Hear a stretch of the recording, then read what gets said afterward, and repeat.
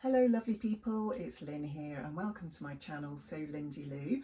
It's a different kind of video this week because I'm in the middle of doing some wardrobe planning to work out what I need to make for my autumn winter wardrobe. So here are all of the garments that I've reached out of my wardrobe that sort of belong in the autumn winter category, and I'm just going to insert a quick video here to show you how I arrived at what actually fitted into that autumn winter category. So I decided to do some analysis on all of the items that I have made, and what I have done is I've listed on the left hand side all of the items that I've made over the last 2 or 3 years, and then in the columns I've got the different seasons, so spring, summer, autumn, winter. And there's a couple of items that you'll see I have put an asterisk beside. I'm just going to add a little blob next to them so you can see. So for example, the Kalle shirt, you'll see I've got that in every season. The reason for that is in the spring and summer it can just be worn on its own, and then in autumn and winter it might be that I want to add a cardigan or a jacket over the top. And then with the So Different Everyday Chic top dress at the top here, which is in a denim, sort of a medium weight denim I would say, I can wear that in spring. I could probably, in fact, I'm going to tick that. Oh, different pen. I could often wear that even on a cooler day in the summer as well, because you know what our seasons are like in England. They're pretty variable, so on a cooler summer day I could wear it as well. And then in autumn and winter I could put a long sleeve t-shirt underneath and or put a cardigan or a jacket over the top and wear it with tights. So that's how I've done my categorisations. And what you'll see if I scroll to the bottom is for autumn I've got 28 items that I could wear, and for winter I have 20. So it's winter really that I need to work on because there are some gaps in the wardrobe. So what I'm going to do is bring everything out onto a rail, show you all of the makes, because obviously seeing them listed like this it doesn't really mean a great deal to you, but I'm going to show you the items and then take you through them, and from that we're going to work out where the gaps are in my wardrobe and what I might need to make. So obviously there's a fair amount of clothes there, you know, 28 for autumn, 20 for winter. Some of those items are the same, of course. You can see some of the ticks appear in both columns. So there's probably not a huge amount that I need to make, but we'll work that out as and when we see them all on the rail.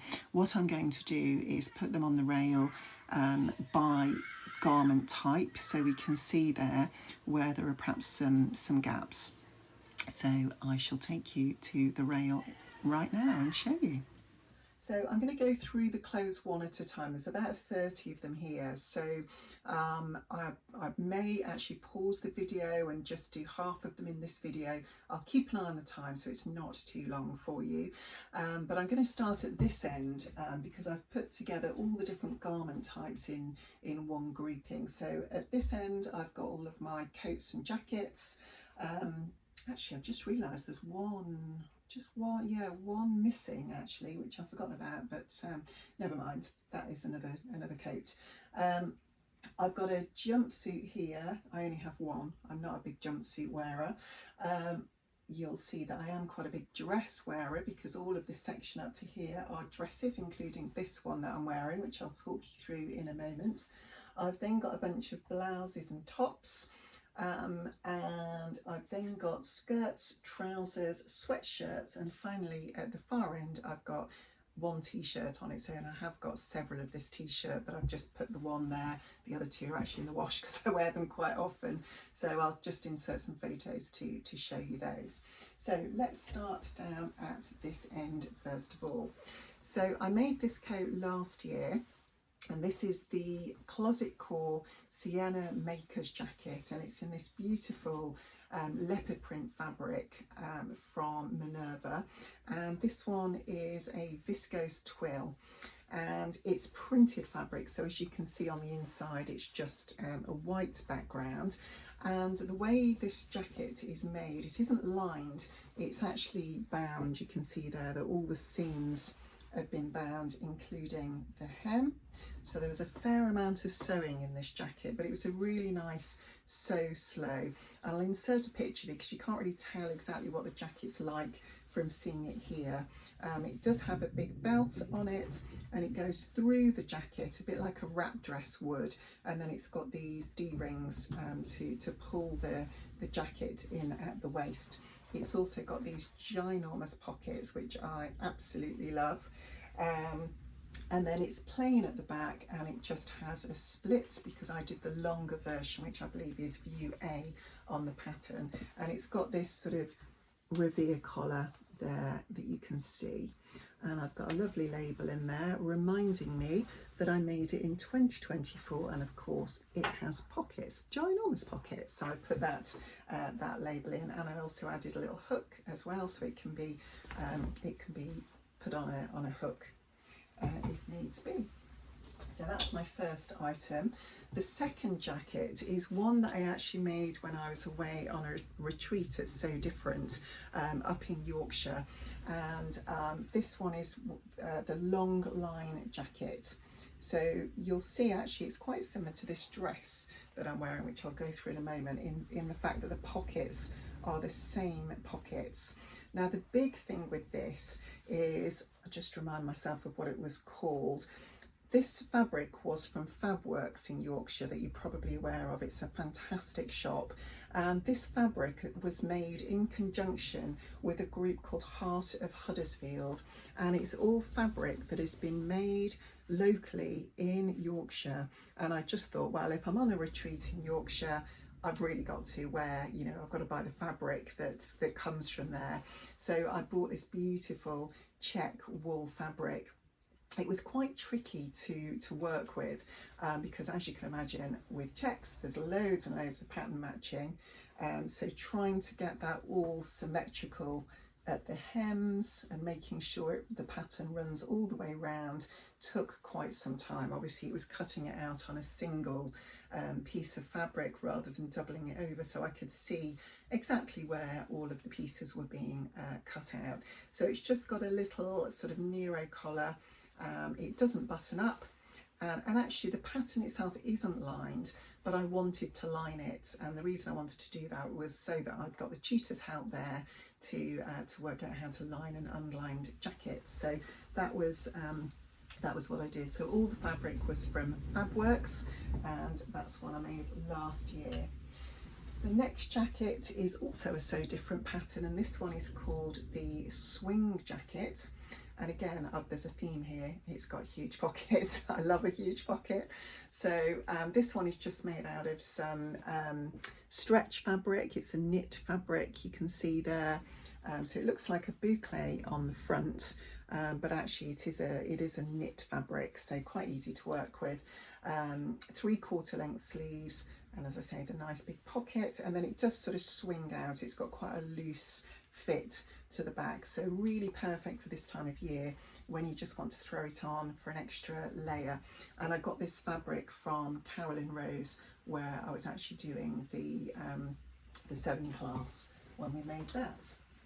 So that's the third jacket. Then moving on to jumpsuits. This one, I'm not a big jumpsuit wearer. Partially it's because of the convenience factor of, you know, when you need to go to the bathroom, it's not the most easy thing to take on and off. So I'll just take that off because it's got a detachable belt. So this one is a sort of a faux wrap style. So it crosses over at the front.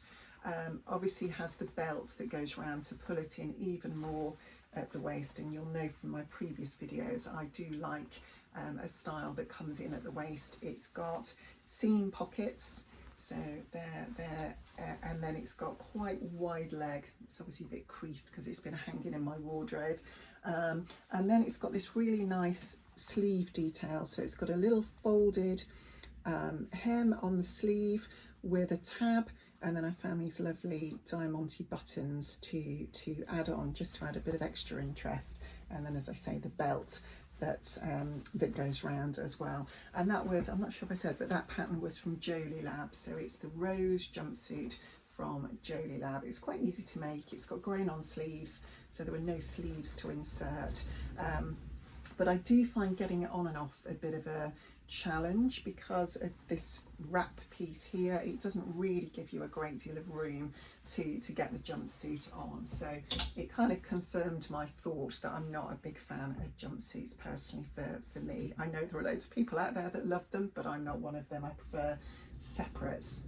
So moving on to long dresses next, and gosh, this one is so heavy.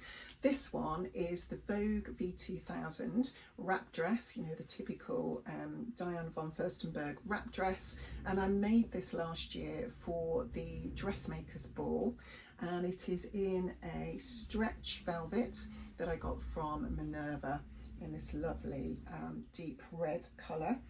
And what I did to make it a little bit more special, as it was for an evening occasion, it's so heavy it keeps pulling the sleeves out of shape as to where they should be, but the cuffs are folded back, and again I do like a bit of sparkle. It's there's a diamante button on both sides, and it's got this lovely labelling that says fancy, and that it was from, I think I got that in a little set from Carly and the Machine, so I really love that. And it's floor length, so as you can see it's all the way to the floor there. I will pop a picture in so you can see me wearing it at the dressmakers ball.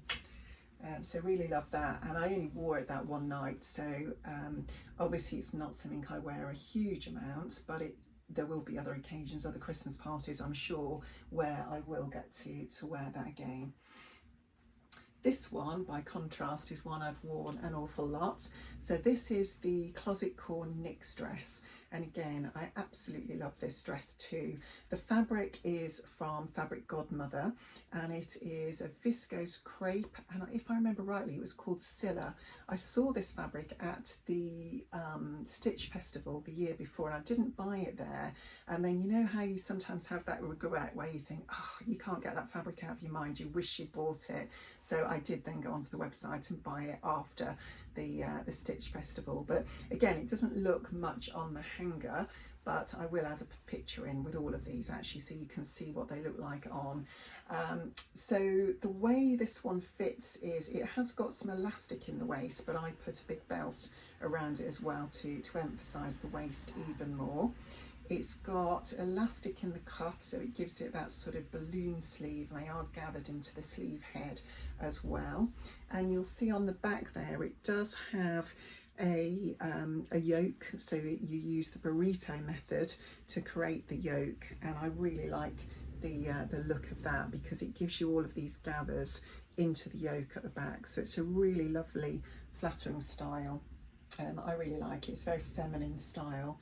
And then I've got this label which I purposely sewed in wonky because it says perfectly imperfect, and there's definitely, I think, a few mistakes on that. In fact, one of them is I stretched the neckline out a little bit, so that shouldn't be curved, it should be more of a V, but as you'll probably be aware, crepe is a little bit stretchy, so it is a bit stretched out, but I still wear it.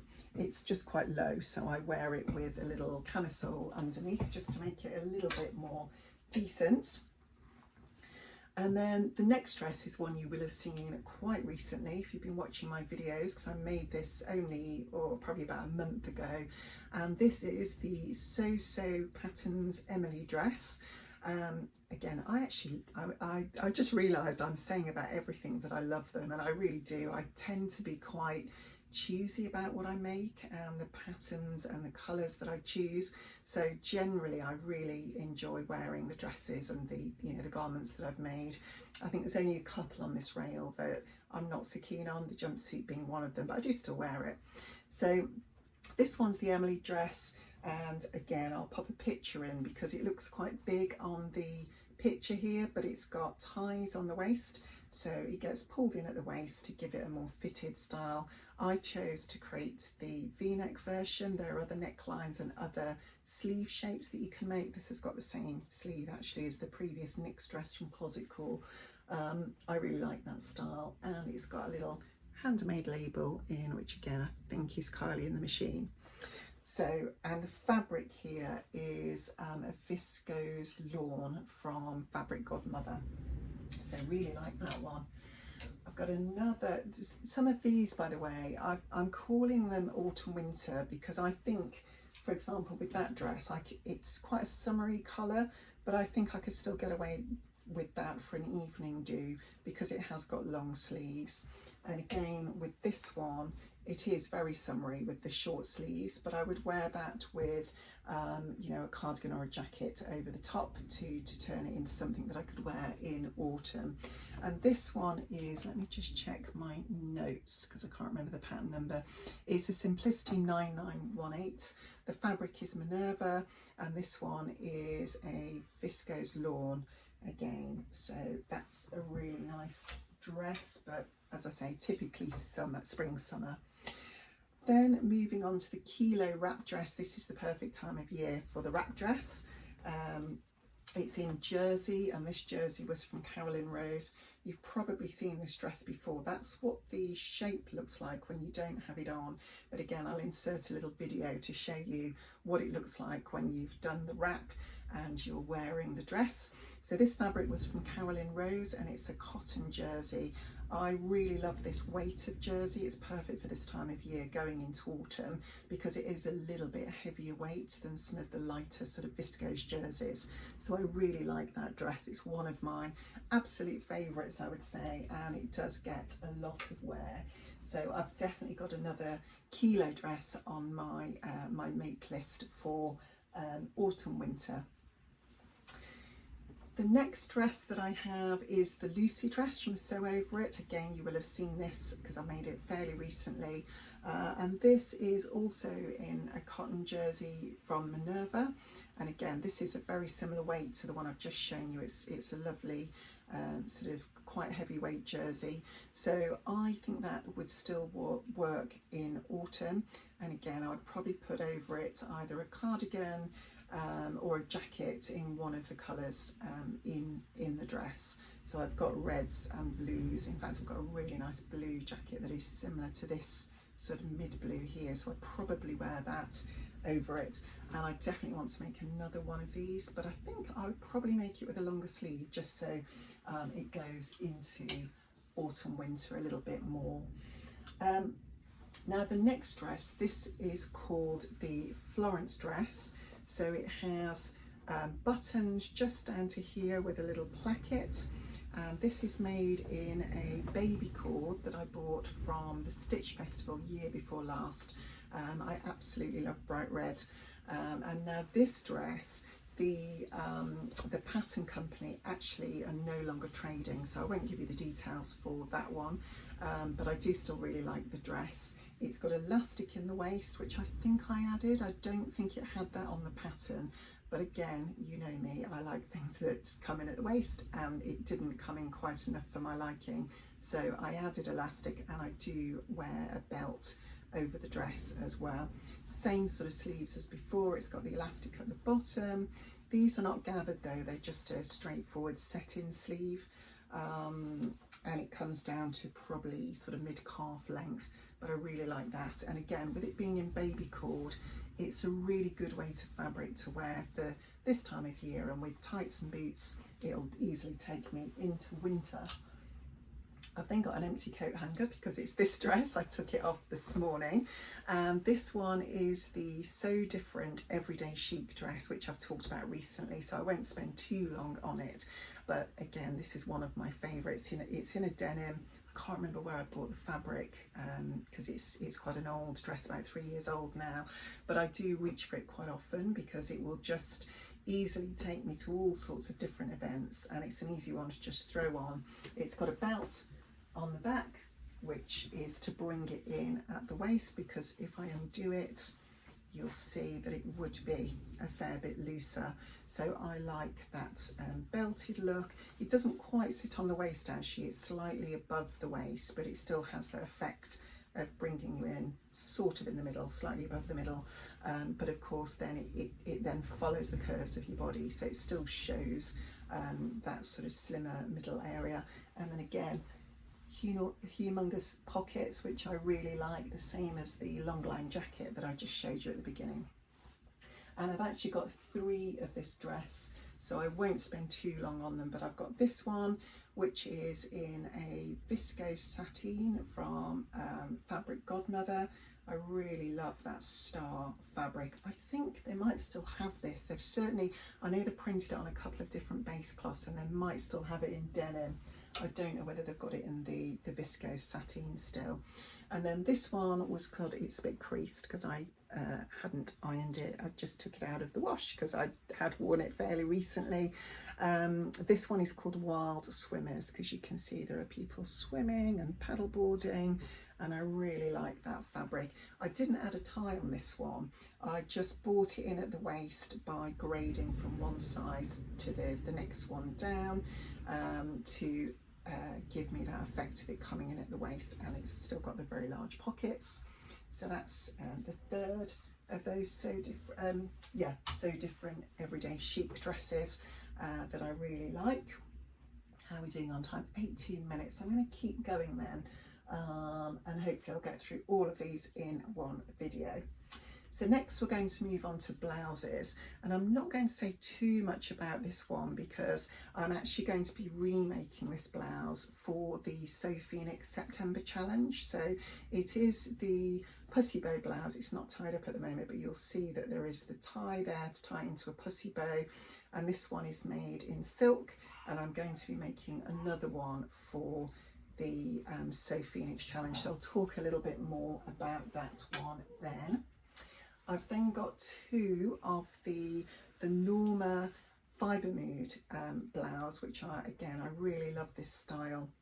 I made this one very recently, so you probably will remember it from other videos. So it's got a V-neck, it then buttons up, and it's got these lovely sleeves. I really like those. It has gathering at the sleeve head and then gathering into a cuff, and that sort of comes mid sort of halfway down the bottom of your arm, sort of down to about there, and I really love that. This one is my favorite. This is in a viscose linen that I got from Guthrie and Garney fairly recently, so I think that is still in stock if you like that fabric.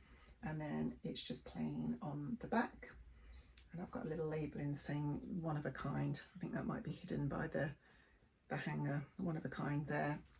And then this was the first one I made, which is in a double gauze. That one says made in 2024, so that's a good reminder of when I made it. This one was a little bit short, so I added some length to this one so I could actually tuck it in, but it's a really nice pattern. I really like that one for my style.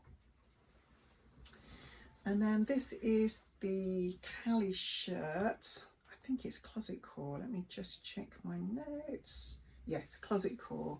I did write them all down because I thought I'm bound to forget one part way through. So, and this fabric again I bought from the Stitch Festival. It's a Lady McElroy pattern, and I really like it. It almost reminds me of the test card on the old TV as we used to see. And I really liked making this shirt. Again, it's got a yoke, so it was the burrito method. It's got a really nice pointed collar. I made the shorter version, which has got this, it's like a shirt tail, so it goes up into an arch there, and then shirt tails at the back. It's all bound, so really enjoyed doing that. I think that was the first time I've done binding for quite some time. So these really nice short sleeves, and you sort of double them over. What else can I say about that? That's probably about it, I think. Oh, the other thing, it's got a pleat on the back as well, so it gives you a little bit more room in the back. So again, really like that shirt pattern, and ideal for this time of year with a cardigan or a jacket over the top. And then this blouse is the Iris blouse.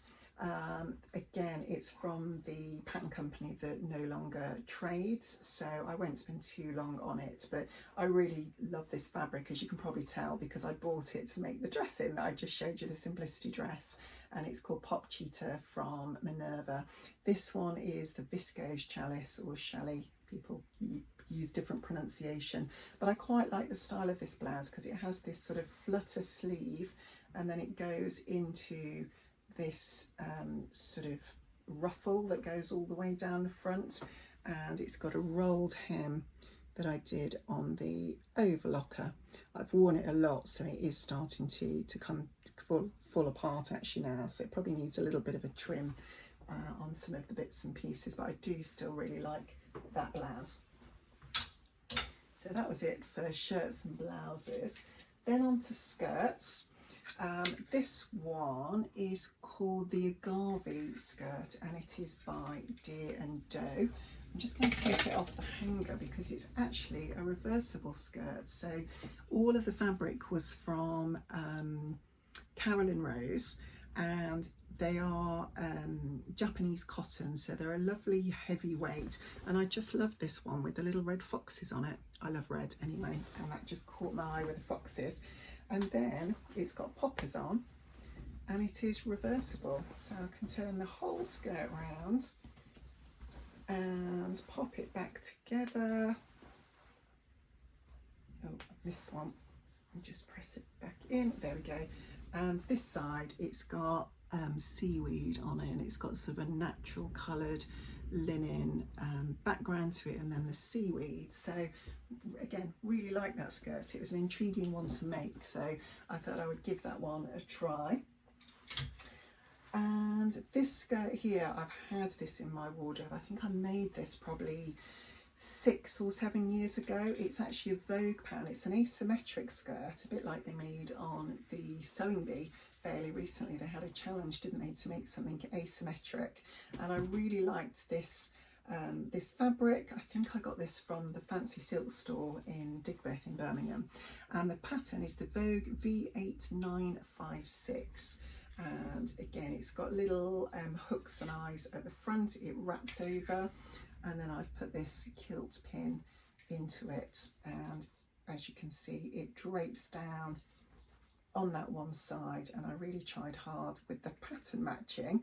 And it was also my first attempt, let me find it, at doing a bound hem. I didn't do it all the way around. I didn't bind the hemline itself, but I did bind the side seam, because I thought with it being an asymmetric hem, you might see that sort of as you walk, you know, you might see the inside of the skirt. So again, really like that one, and I do still wear it. Next we have a pair of trousers. That's the only one I didn't write down the name for actually, but this again is from the pattern company that no longer trades. I think they might be called the Hero trousers. So they've got these, that was the technique, and again, I've forgotten the name of this pocket. You're all shouting at me now and saying, Lynn, it's called such and such, but it's got this really cool pocket that you have to cut from one side, cut it, and then post it all through. So really liked making that. It's got a side zip, which is an invisible zip, but I actually don't like these trousers. They come down, they're not quite ankle length, probably just a little bit higher than ankle length, but I just don't like them. I don't like the style on me. They're a nice style of trouser, but I don't favour them. So if anybody would like those, let me know and I will, you know, get them off to you. I think from memory they're a size 14, so, but I will double check that, and if you're interested, contact me and I will happily send them off to a new home, because I won't wear them. I've then got 2 pairs of ginger jeans. So the first pair, I just made the straight leg pair, and again I'll pop a picture and so you can see what they look like. And again, I really enjoyed making these. It was a nice sew slow. I added a couple of little hearts on the pocket there. It's the first time in ages that I'd done a proper fly zip, and then again did all the top stitching on the pockets and the rivets. So really enjoyed making those, so much so that I made another pair. And what I did this time is I adapted the pattern to turn them into a wider leg. So these do not roll up at the bottom, they go all the way down to the floor. And what did I do on this pair to make them a little bit different? I added some red top stitching as well as the white, and then I added a little red heart, a red heart there. And then I also added, I'll just take the belt out, I added the Carly in the Machine one of a kind leather label on the back as well. So I'll definitely be making more ginger jeans because I really like them. They're a really good fit on me. Obviously spent a bit of time trying to get the fit exactly as they need to be for my body shape. So we did make a 12 first time round, and now I know that the fit's really good. So moving on to sweatshirts. I've got 4 sweatshirts, so we're almost there, 28 minutes in, so hopefully it won't be too much longer. So this is the Megan Nielsen Jarrah sweatshirt, and actually I should go with this one first because that's the first one I made. I made this with a kit from Guthrie and Garney, and it came with everything you needed to make the sweatshirt. So it had all the ribbing, because it's got the rib on the bottom as well as the neck and the cuffs. It had labels, so this one just says me made, and then there was a little video with it where Lauren talked us through adding this facing to the back. So I don't know if you'll see, but it's got the stitch line that you'll see visibly, which you often see on ready to wear sweatshirts. So really enjoyed making that, but it came up a little bit short on me, so I don't wear this one as often. I tend to just wear that when I'm in the house, but I love the fabric and I love blue and pink, and it's got, you know, lots of blues and pinks and whites in it. So I bought it in this darker blue colourway. Again, I bought the ribbing to go with it, and I actually used a little bit of fabric from the selvage. This is a Rachel Parker design from Guthrie and Garney, and I really like the selvage with all the different colours on it. And I also added this little star label, which I think was from Sarah Hart's. So really love the Jarrah sweatshirts. I wear those a lot at this time of year when you just want an extra layer on. And then I also made one, and this was inspired by Christine at Sewing in the City, because I saw that she'd created one where she'd used I can't remember now whether she'd used a ribbon or whether she'd just created a ruffle. I think she might have just created a ruffle, and I thought actually I could use a piece of ribbon. So what I did on this one is so that's the seam, so I just added the ribbon in the seam, and then I cut the sleeve halfway down, cut it in half, and added an extra seam. So I lengthened the sleeve slightly to allow me to have that seam allowance, and I added this, it's actually an organza ribbon that I gathered on the overlocker and then added that in. What I did though is I used the same fabric to do the rib, and as you can see, it doesn't quite fit that well. It doesn't stretch well enough really to be the rib. I should have bought some separate rib and used that. So I don't wear this a huge amount, but I do like the sleeves on it, so I may replicate that sweatshirt and make it in a different fabric this year. And then the final sweatshirt, I absolutely love this fabric. It's from Minerva, and the pattern here is the Billie Sweatshirt, and this has got gathering on the sleeve head, so it gives you quite a poofy sleeve, and then it's got this long cuff and gathering into the cuff. So again, I really love the style of this, so there'll probably be some more Billies in my life. And then it's just got a little band at the bottom as well.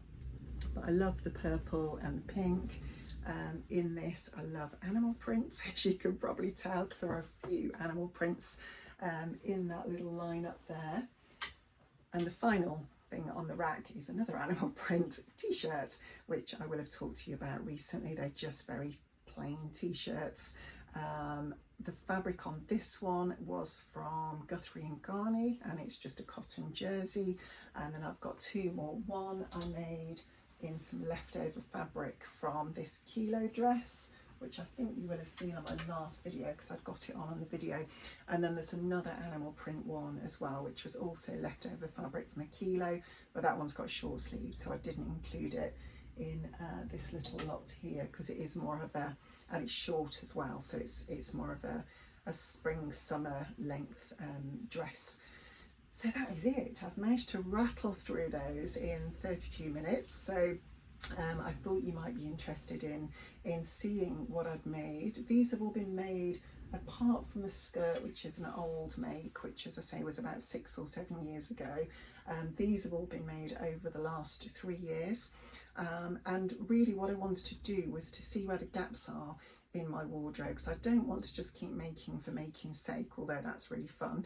I obviously want to make sure I've got room in my wardrobe for it, and I'm looking really to try and perhaps get rid of some of my off the peg clothes and then replace them with my own me-made. So what I will do in a subsequent video is I'll talk to you about what my plans are then for autumn winter, having gone through that exercise of seeing what I have, seeing how many garments there are of each category, and thinking about the other thing to think about when you're doing wardrobe planning is your lifestyle. So what do you need in your life? Because there's no point having a whole rail of, you know, full length sort of ball gown type dresses if you don't very often go to that kind of event. So it's thinking about what do you actually need to wear, what's your lifestyle and what does it require, and then also thinking about your personality. What do you like to wear?